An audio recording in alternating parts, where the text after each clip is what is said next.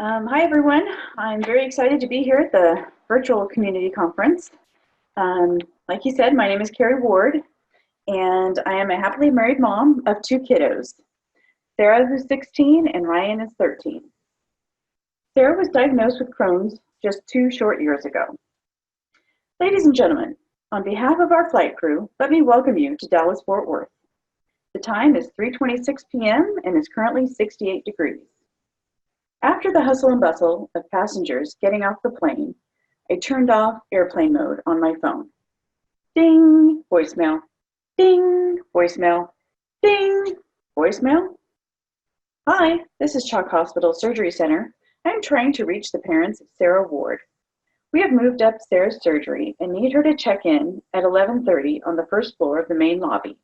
Beep. Next message. Hi, this is Chalk Hospital Surgery Center again. We are trying to reach, click. I hung up and immediately started dialing my husband. Oh man, I thought, I'm the main contact for Sarah.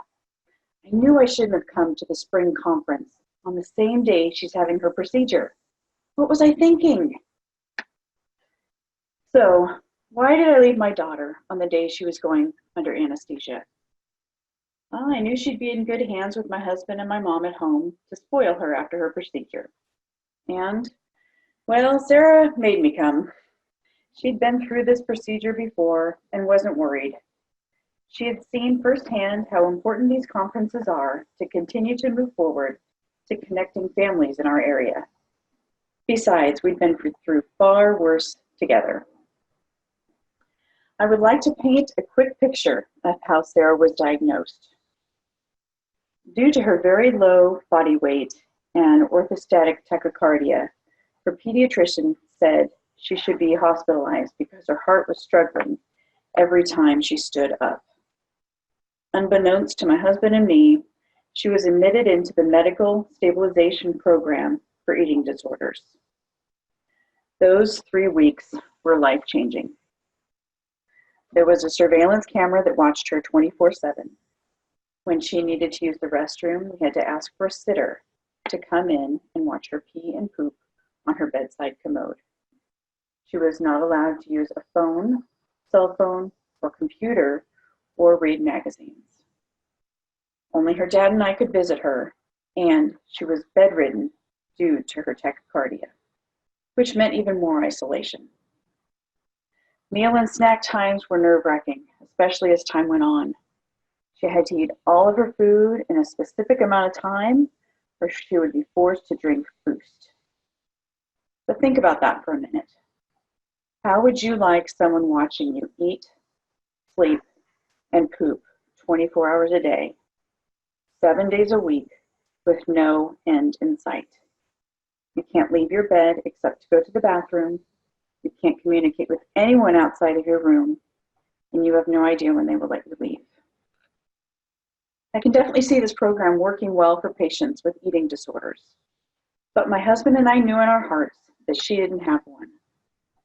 We fought from day one to see a GI specialist. After 2 upper GIs, a pill camera, and a colonoscopy with biopsies, they diagnosed her with Crohn's. It was not a diagnosis any of us were prepared for.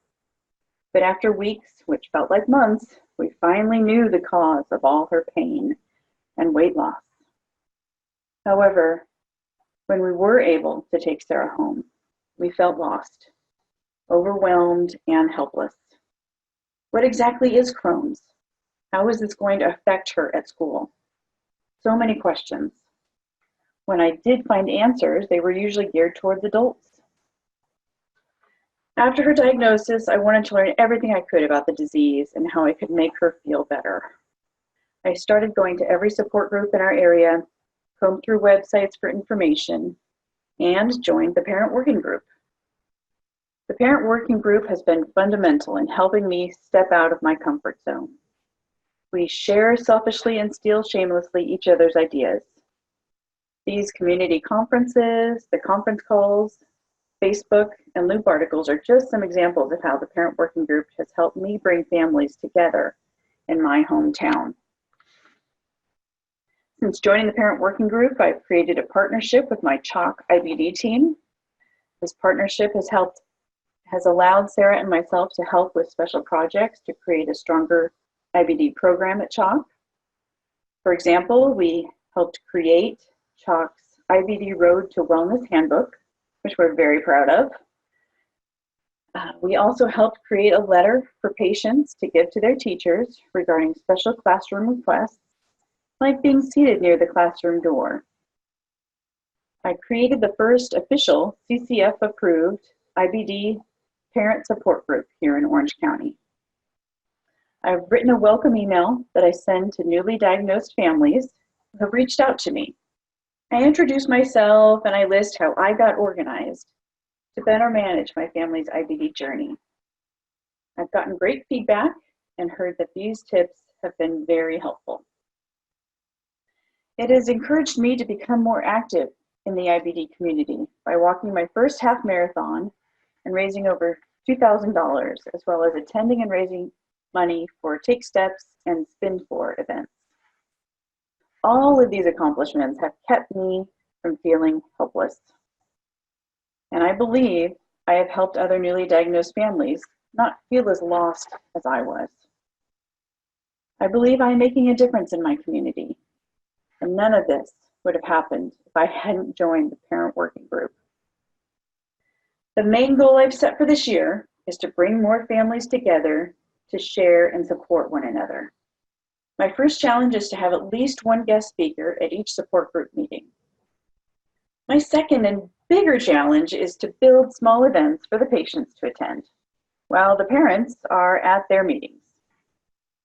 I have asked my Chalk team to help me move forward and make this happen, and I am very excited about this goal. Wouldn't it be great to have the kids in your area meet, say, every other month to connect and have fun together? Even if it's just to watch a movie or do a small craft. Last spring, when I was there in Dallas, Sarah's procedure went well. My husband was able to get her to the hospital in time for her to have her fistula seton inserted. Unfortunately, she woke up in a lot more pain than we expected, but our puppy gave her lots of puppy kisses and laid by her side day and night until she was up and around again. One of my favorite movies is called Meet the Robinsons, which has a quote from Walt Disney. It says, "Around here, however, we don't look backwards for very long. We keep moving forward, opening up new doors and doing new things because we're curious, and curiosity keeps leading us down new paths." So I encourage you to make a commitment. Decide to keep moving forward by creating a goal. We all have the ability to do anything. Read more books, take a class, and try new things in order to keep moving forward, to reach your goal. If you don't fail, you're not even trying. This group is a group full of leaders. Believe in yourself and great things will happen. Just keep moving forward. Thank you, and happy trails.